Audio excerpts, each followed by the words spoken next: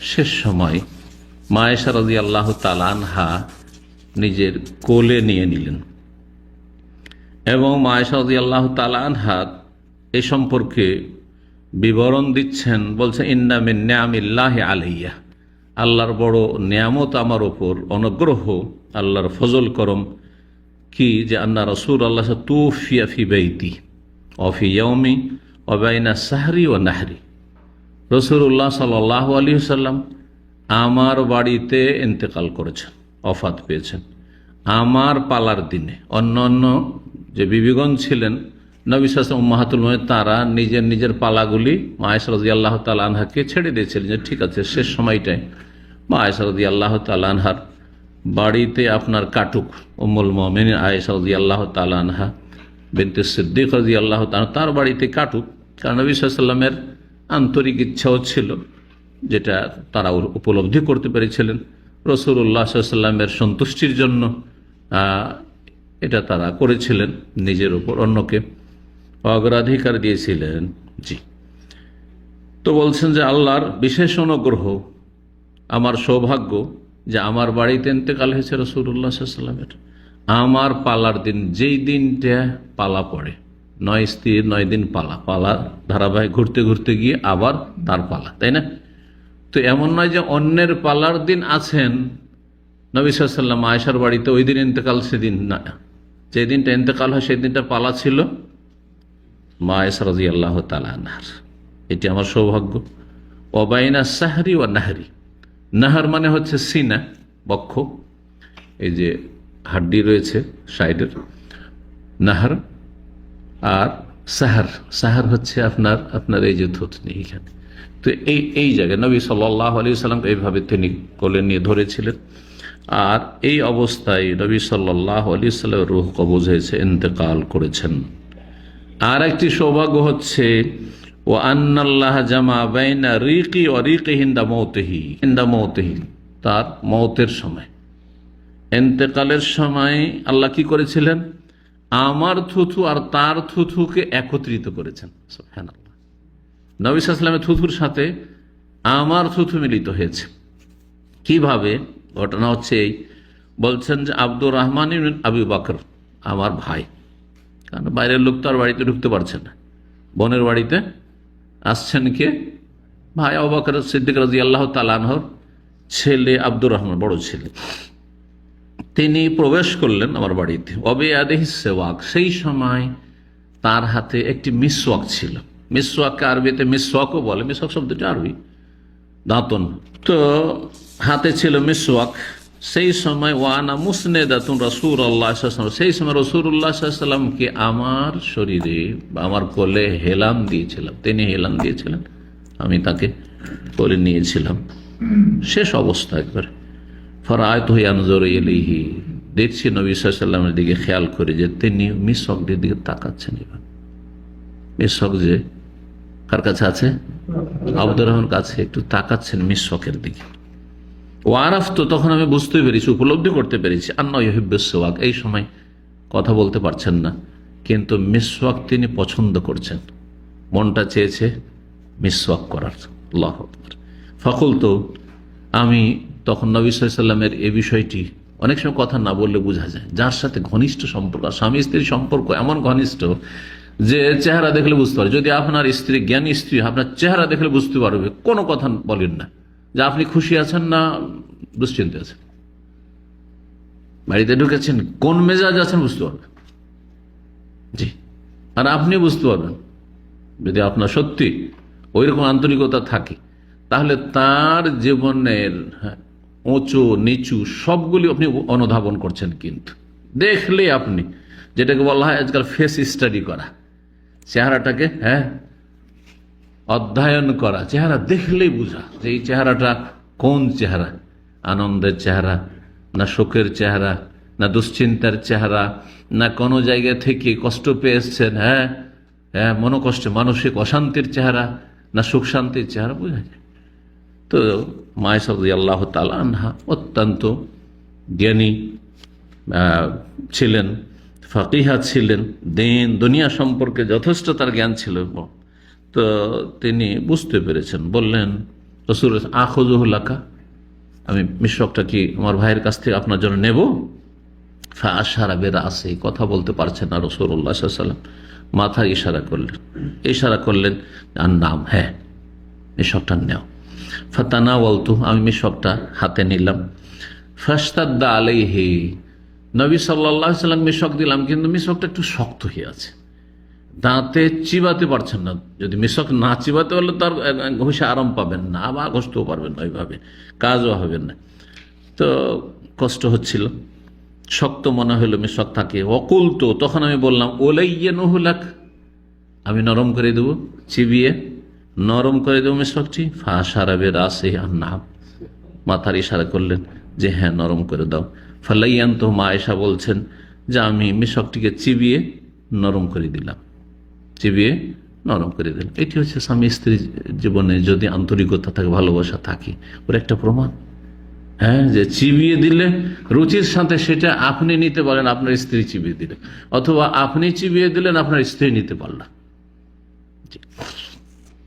কিন্তু অনেকের মেজাজ অন্যরকম থাকে, অনেক সময় সেটা হয়তো রুচিতে আসে না। তার মানে এটা ভাববেন না যে এটা হচ্ছে নেগেটিভ, সে আপনাকে ভালোবাসে না।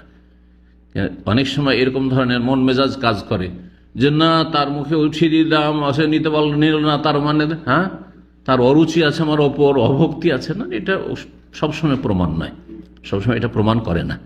অনেকের নেচারের ব্যাপার স্যাপার, প্রকৃতির ব্যাপার স্যাপার রয়েছে। তো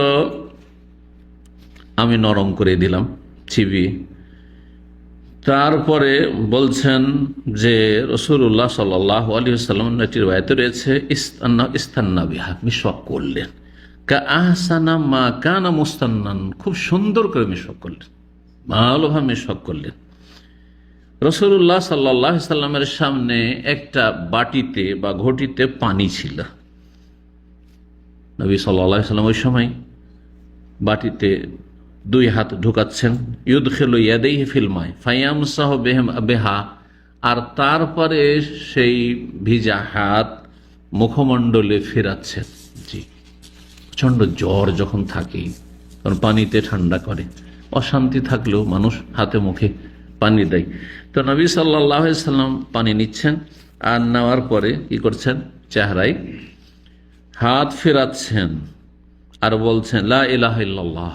জি, শেষখানে লা ইলাহা ইল্লাল্লাহ বলা এটি ভালো লক্ষণ, কিন্তু অন্তর থেকে বলতে হবে। অনেকের আকীদায় বড় শিরক আছে, মাজার ছাড়বে না ও, হ্যাঁ শিরকি আকীদা ছাড়বে না, গস কত পীরেরা দিতে পারে এই আকীদা ছাড়বেন না। আর আপনি ভাবছেন যে কোন রকম করে কলেমাটা পড়িয়ে দিই তাহলে জান্নাত পেয়ে যাবে, এই ধারণা অনেকের আছে আপনাদের মধ্যে।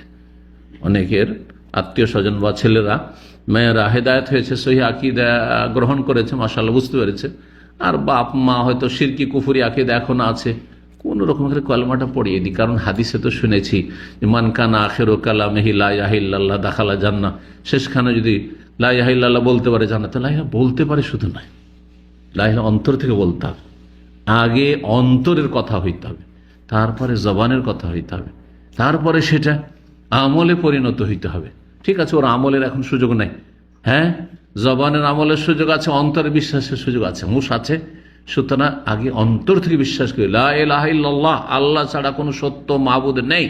এতদিন যে মনে করতাম যে মাজার থেকে কিছু পাওয়া যেতে পারে, অলি গৌস কুতুব কিছু দিতে পারে, এটি হচ্ছে মিথ্যা, বাতিল। এই বিশ্বাস নিয়ে এই শিরককে, তাগুতকে অস্বীকার করে দিয়ে ফামা ইয়াকফুর বিত তাগুত ওয়া ইউমিন বিল্লাহ, আল্লাহ কোরআনে বলছেন তাগুতকে, শিরক কুফরিকে অস্বীকার করে যদি আল্লাহর প্রতি ঈমানের ঘোষণা করে, সেই লা ইলাহা ইল্লাল্লাহ কাজে আসবে। আর শুধু এই নয় যে মন্ত্রের মতো পড়িয়ে দিই, পড়েন লা ইলাহা ইল্লাল্লাহ, সবাই তার পাশে মুমূর্ষ অবস্থায় আছে লা ইলাহা ইল্লাল্লাহ ইলাহা করছেন, ওরা আকীদাই পরিবর্তন হয়নি, বড় কুফরি আকীদা। হ্যাঁ ফাসিক হলে ঠিক আছে, চোর, ডাকাত, মদখোর, জেনাকারী, লম্পট, খনি, যতই পাপ হোক না কেন, কিন্তু 5 ওয়াক্ত হ্যাঁ সালাত আদায় করে, আর এরকম লোক পাওয়াই মুশকিল আমাদের সমাজে। 5 ওয়াক্ত সালাত পড়বে আর এত বড় বড় অপরাধ করবে, এরকমটা পাওয়া যায় না সাধারণ, কিন্তু থাকতে পারে কোনো সমাজে, আরও সমাজে আছে। মুসলমান থাকার জন্য, কোন রকম মুসলিম থাকার জন্য 5 ওয়াক্ত নামাজ পড়ে, কিন্তু মদও খায় আর মেলা হারাম কাজ করে। হ্যাঁ, এইরকম লোকগুলির কাজে আসবে লা ইলাহা ইল্লাল্লাহ, শেষখানে লা ইলাহা ইল্লাল্লাহ যদি পড়ে, কারণ তার তৌহিদ ঠিক আছে, তার তৌহিদ ঠিক আছে, কারণ এরা মাজারপন্থী নয়, এরা বিদআতপন্থী ও শিরকি আকীদাওয়ালা না। কিন্তু শিরকি আকীদা অলরেডি আছে, মগজে বসে, অন্তরে বসে বিশ্বাস করে আছে, আর শুধু কালেমা পড়বে এটা চলবে না। লা ইলাহা ইল্লাল্লাহ নবী সাল্লাল্লাহু আলাইহি সাল্লাম পড়ছিলেন, আর বলছিলেন ইন্না লিল মৌতি সাকারাত, নিঃসন্দেহে মৌতের যন্ত্রণা বড়ই কঠিন রয়েছে। সাকারাত মানে হচ্ছে যন্ত্রণা, মৃত্যুর যন্ত্রণা বড়ই কঠিন। নবী সাল্লাল্লাহু আলাইহি সাল্লাম এই কথাটি বারবার করে বলছিলেন। হাদিস সহিহ বুখারীতে রয়েছে, বাবু মারদিন নবী সাল্লাল্লাহু আলাইহি সাল্লামের অসুস্থতার অধ্যায়।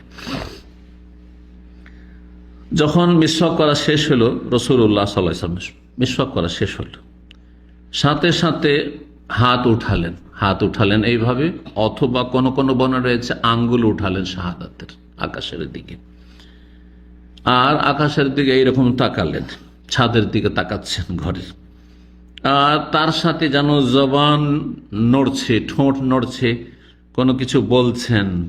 মা আয়েশা রাদিয়াল্লাহু তাআলা আনহা তখন একটু মনোযোগী হয়ে কান লাগিয়ে শোনার চেষ্টা করছেন যে কি বলছেন নবী সাল্লাল্লাহু আলাইহি ওয়াসাল্লাম, আস্তে করে কিছু শুনতে পাচ্ছেন না, দেখি কি বলছেন।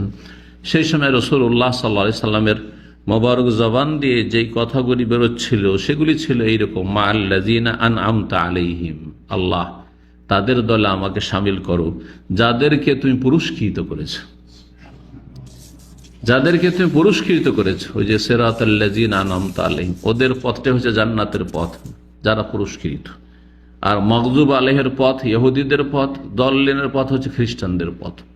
জানার পরে অন্যায় করে, পাপ করে, আর না জেনে অন্যায় করে, এই দুটো হচ্ছে মাগযুব আলাইহি ও দল্লিন। জানে তারপরও পাপ করে, শিরক কুফরি করে, অথবা যে কোনো পাপ করে, এ হচ্ছে মাগযুব আলাইহিম, আল্লাহর গজব তার উপর। আর জানলো না হালাল হারাম, বৈধ অবৈধ, ফরজ সুন্নাত, করণীয় বর্জনা, আমার দায়িত্ব কি একজন মানুষ হিসেবে, কিছুই জানলো না, শিখলো না। আর যার ফলে পথভ্রষ্ট খ্রিস্টানরা ওইরকম ছিল, তাদের অনুসারী মুসলিম সমাজে তিন রকম লোক আছে, যে কোনো সমাজে, মানব সমাজে তিন রকম লোক আছে। হয় জানার পরে সত্যটা জানে আর সত্যের উপর আমল করে, তাহলে আনআম আল্লাহু আলাইহিম, সিরাতাল্লাযিনা আনআমতা আলাইহিম, জান্নাতের রাস্তায় আছে। না হলে জানে সত্য, মাদ্রাসা পড়েছে কিন্তু শিরক বিদআত করে, ভ্রান্ত ধর্ম পালন করে, ইসলামের ভুল ব্যাখ্যা করে, ভুল ব্যাখ্যা আর অনুসরণ করে, মাগযুব আলাইহিম। জানলো না, মানলো না, দলে দুটো দল জাহান্নামে আর একটি দল জান্নাতি। তো নবী সাল্লাল্লাহু আলাইহি ওয়াসাল্লাম বলছেন, আল্লাহ মা আল্লাযিনা আনআমতা আলাইহিম, তাদের সাথে আমাকে শামিল করো যাদেরকে তুমি পুরস্কৃত করেছো, মিনান নবিয়্যিন, নবীদের দলে আমাকে শামিল করো, ওয়াস সিদ্দিকিন, যারা মহাসত্যবাদী তাদের দলে শামিল করো, ওয়াস শুহাদা, যারা শহীদ তাদের দলে। শুহাদার একটি তাফসীর হচ্ছে শহীদের বহুবচন শুহাদা, আর শহীদের একটি অর্থ হয় আল্লাহর রাস্তায় যারা আল্লাহর কালেমাকে, আল্লাহর দ্বীনকে শক্তিশালী করতে গিয়ে প্রাণ দিয়েছে, জীবন দিয়েছে, তারা হচ্ছে শহীদ। আর একটি শহীদ মানে সাক্ষী, শহীদ মানে সাক্ষী হয়। জি, ওয়াজিনা বিকা আলা হাওলায় শহীদা, হে নবী তোমাকে এদের উপর সাক্ষী করে নিয়ে আসবো। এর মানে না যে শহীদ করে নিয়ে আসবো, তাই না? তাহলে শহীদ, শাহেদ মানে হচ্ছে সাক্ষী। এখন পর্যন্ত সাক্ষীকে কি বলা আরবিতে? শাহিদ বলা হয়। জি, এই জন্য কালেমা শাহাদাত বলছেন আশহাদু আল্লা ইলাহা ইল্লাল্লাহ। তো দ্বিতীয় তাফসীর আল্লামা ইবনে উসাইমিন রাহিমাহুল্লাহ তার আমাপারা তাফসীরে উল্লেখ করেছেন, তা হচ্ছে শুহাদা মানে ওলামা। কারণ আল্লাহ বলছেন যে আল্লাহর তাওহীদের সাক্ষী কারা কারা দেয়? স্বয়ং আল্লাহ দেন। শাহিদ আল্লাহ আন্নাহু লা ইলাহা ইল্লাহু। জি, শাহিদ আল্লাহ, আল্লাহ স্বয়ং সাক্ষী দিচ্ছেন যে লা ইলাহা ইল্লাহু, তিনি ছাড়া কোনো সত্য মাবুদ নেই। কালিমা তাওহীদের কে সাক্ষী দিচ্ছে? স্বয়ং আল্লাহ এক নম্বরে। ওয়াল মালায়েকা, দুই নম্বরে ফেরেশতা, সমস্ত মালায়েকা সাক্ষী দিচ্ছেন। তিন নম্বরে ওয়া উলুল ইলম, যারা জ্ঞানী, ইলম ওয়ালা, ওলামা। জি, তো আল্লাহ তাদের দলে শামিল করো। আর ওলামা মানে শুধু আজকালকার ওলামা নয়, ওলামা মানে সাহাবায়ে কেরাম ওলামা, আল্লাহ তাদের দলে রাখো। নবী রাসূলগণ তার আগে ওলামা, সাহাবায়ে কেরাম চাইতে বড় ওলামা, তাই না? নবী সাহাবীর মর্যাদা আর অন্য নবীর মর্যাদা, কার মর্যাদা বেশি? আম্বিয়ার। নবুয়তের মর্যাদা ইসলামের সবচেয়ে বড় মর্যাদা। নবী সাল্লাল্লাহু আলাইহি ওয়াসাল্লামের পরে মর্যাদা হচ্ছে আম্বিয়া রাসূলগণের, তারপরে সাহাবায়ে কেরামদের মর্যাদা আসবে, তারপরে তাবেঈনদের আসবে, তারপরে পরবর্তীকালের আইম্মায়ে কেরাম, ওলামায়ে কেরাম, যার যেমন দিনের খেদমত আছে তার তেমন মর্যাদা হবে, সবাই একই ক্যাটাগরির নয়। তো নবী সাল্লাল্লাহু আলাইহি সাল্লাম বলছেন, অসহাদা, আল্লাহ সোহাদাদের দলে সামিল কর, অসালেহীন, নেক লোক, যারা হয়তো আলেম নয়, আল্লাহ রাস্তার শহীদও নয়, হ্যাঁ, আর সিদ্দিকও নয়, ওই রকম উচ্চ মর্যাদার সিদ্দিক। হ্যাঁ, সিদ্দিক আল্লাহর কাছে এমন একটা স্তর, সেই স্তরে হয়তো পৌঁছেনি, কিন্তু সাধারণ জনগণ বড় মুত্তাকি পরেজগার। মুসলিম সমাজে অনেক লোকেরা আছেন, সাধারণ জনগণ, আমলের ক্ষেত্রে তাওহীদ তার ঠিক আছে, সুন্নাহ ঠিক আছে, ফরজ ওয়াজিব ঠিক আছে, হারাম নাজায়েজ থেকে বেঁচে আছে, অনেক নফল ইবাদত বন্দেগী আছে। এত নফল ইবাদত বন্দেগী অনেক সময় তো আলেমেরও নাই হয়তো, তো তারা হচ্ছে সলেহীন। তারা হচ্ছে কে? সলেহীন। মুসলিহীন হইতে পারেনি, মানে অন্যের সংশোধন করতে পারেনি। যদি আলেম হইতো আর দিনের কাজ করতে পারতো তাহলে সলেহের সাথে মুসলিম হইতে পারতো, কিন্তু নিজে সলে হয়তো অন্য লোকের ইসলার যোগ্যতা ছিল না, কারণ এলেম ছিল না। তো সর্বনিম্ন স্তর, হ্যাঁ, নেক লোকদের, জান্নাতীদের হচ্ছে সলেহ, নবীন, সিদ্দিকিন, শুহাদা, আর তারপরে সলেহীন। আল্লাহুম্মা জাআলনা মিনহুম। আল্লাহ তাদের দলে আমাদের শামিল করেন। নবী সাল্লাল্লাহু আলাইহি সাল্লাম এই কথাই বলেন, আল্লাহ এই দলে শামিল করো। আল্লাহুম্মা গফিরলি, আল্লাহ আমাকে ক্ষমা করে দাও। নবী বলছেন, আল্লাহু আকবার, শেষখানে আল্লাহুম্মা গফিরলি ওয়ারহামনি, আমার উপর দয়া করো। কারণ মানুষের যখন আমল করা শেষ, তখন আল্লাহর দয়া ছাড়ার কোনো রাস্তা নেই। যতক্ষণ আমল করতে পারছেন বলবেন আমলটা আমার আল্লাহর দয়া পাওয়ার আর আল্লাহর কাছে ক্ষমা পাওয়ার ওসিলা, কিন্তু আমল করার সময় শেষ। এখন আর শরীর চলছে না, এখন আর আপনার হায়াত নেই, বুঝতে পারছেন আমি এখনই মারা যাব, তাহলে আল্লাহর কাছে কি করবেন? একটি রাস্তা, সেটা হচ্ছে ক্ষমা করে দাও, যা অতীতে হয়েছে ক্ষমা করে দাও, আর যেদিকে যাচ্ছে আল্লাহ তুমি রহম করো, তোমার রহমত ছাড়া আমার কোনো উপায় নেই। জি, গুরুত্বপূর্ণ দোয়া কিন্তু এই দুটি দোয়া। হয়তো ছোট্ট দোয়া, আমরা এগুলোকে গুরুত্বই দিই না। আল্লাহ মাগফিরলি ওয়ারহামনি, জি, দুই সিজদার মাঝখানে আল্লাহ মাগফিরলি ওয়ারহামনি ওয়াহদিনি ওয়াআফিনি ওয়ারযুকনি, বড় রহস্য আছে এই দোয়াগুলির। সব প্রয়োজন পুরা হয়ে গেল। অতীতে ভুল ভ্রান্তি হয়েছে, আল্লাহ মাফ করে দাও, হ্যাঁ, আর তোমার রহমত ছাড়া আমার দুনিয়া আখিরাতের কোনো শান্তি হইতে পারে না, সুতরাং তুমি রহম করো। আল্লাহ মাগফিরলি ওয়ারহামনি ওয়াহদিনি, আল্লাহ বাকি জীবনটা যে হচ্ছে হেদায়েতের উপরে, জান্নাতের রাস্তায় রাখো, হেদায়েতের উপরে রাখো। ওয়াফেনি, সমস্ত বালা মুসিবত বিপদ আপদ থেকে। আগে টাকা না, আগে বালা মুসিবত মুক্ত থাকা? আগে খাবেন না, আগে সুস্থ থাকবেন, নিরাপদ থাকবেন? আগে নিরাপদ। ওয়াফেনি, আল্লাহ নিরাপদ রাখো। আর তারপরে নিরাপদ থাকার পরে খিদা আছে, পানাহার লাগবে, টাকা পয়সা লাগবে, ওয়ারযুকনি, আল্লাহ রিজিক দাও। এই দোয়াগুলিকে আমরা মনে করি যে দোয়া না দোয়া, তাই না? কিন্তু সুবহানাল্লাহ, সবই চাইলেন, সবই চেয়ে নিলেন। দুনিয়ার সমস্ত আফিয়াত, সমস্ত বালা মুসিবত থেকে আল্লাহ নিরাপদ রাখা, আফিয়াত। আখিরাতে মরণের পরে যতগুলি জায়গা রয়েছে ঝুঁকিপূর্ণ জায়গা, আর সবগুলি ঝুঁকিপূর্ণ জায়গা, জান্নাত পৌঁছার আগে পর্যন্ত সবগুলি যাতে আল্লাহ আফিয়াতের সাথে রাখো, নিরাপদ রাখো। তো সুবহানাল্লাহ, নবী সাল্লাল্লাহু আলাইহি ওয়াসাল্লাম দোয়া করছেন, আল্লাহ মাগফিরলি, আল্লাহ আমাকে মাফ করে দাও, ওয়ারহামনি, আল্লাহ আমাকে রহম করো, ওয়া আলহিকনি বির রাফিকিল আলা, সুউচ্চ সঙ্গী, হ্যাঁ, যিনি সবচাইতে উচ্চ সঙ্গী, রফিক, তার সাথে আমাকে মিলিত করো। তিনি কে? আল্লাহ, স্বয়ং আল্লাহ। আল্লাহ তোমার সাথে আমাকে মিলিত করো। আল্লাহুম্মা আলহিকনি বির রাফিকিল আলা, আল্লাহুম্মা রাফিক আল আলা। হে আল্লাহ, এই দোয়াটি নবী সাল্লাল্লাহু আলাইহি ওয়াসাল্লামের ইন্তেকালের পূর্ব মুহূর্তের দোয়া, আসছেও শেষখানে, আল্লাহুম্মা রাফিক আল আলা, আল্লাহ আমি সুউচ্চ সঙ্গী চাই, সুউচ্চ সঙ্গীর সাথে আমি মিলিত হতে চাই। আল্লাহ হচ্ছেন আলা, সাব্বিহিসমা রব্বিকাল আলা। আর নবী সাল্লাল্লাহু আলাইহি সাল্লামের অন্তরঙ্গ বন্ধু, খলিল, রফিক আল্লাহ রাব্বুল আলামিন। জি হ্যাঁ, রফিক আলাই, আমাকে মিলিত করো। এই হাদিস সহিহ বুখারীতে রয়েছে। বাবু আখির মা তাকাল্লামান নবী সাল্লাল্লাহু আলাইহি ওয়াসাল্লাম, এই অধ্যায় হচ্ছে নবী সাল্লাল্লাহু আলাইহি ওয়াসাল্লাম সর্বশেষ যে কথাগুলি বলেছিলেন এই সম্পর্কে। নবী সাল্লাল্লাহু আলাইহি ওয়াসাল্লাম এই কথাগুলি তিনবার করে রিপিট করেছেন। আর তারপরেই নবী সাল্লাল্লাহু আলাইহি ওয়াসাল্লামের যে হাত উপরে করেছিলেন, যখন এই কথা বলেন তখন কি করছিলেন?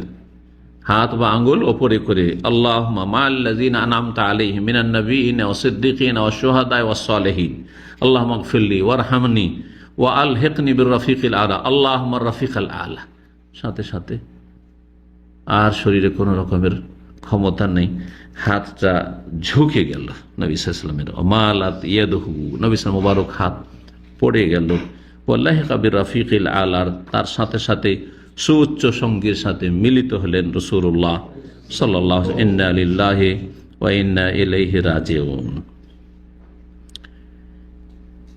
নবী সাল্লাল্লাহু আলাইহি ওয়াসাল্লামের ইন্তেকালের দিনটি ছিল সোমবার, এতে কোনো দ্বিমত নাই।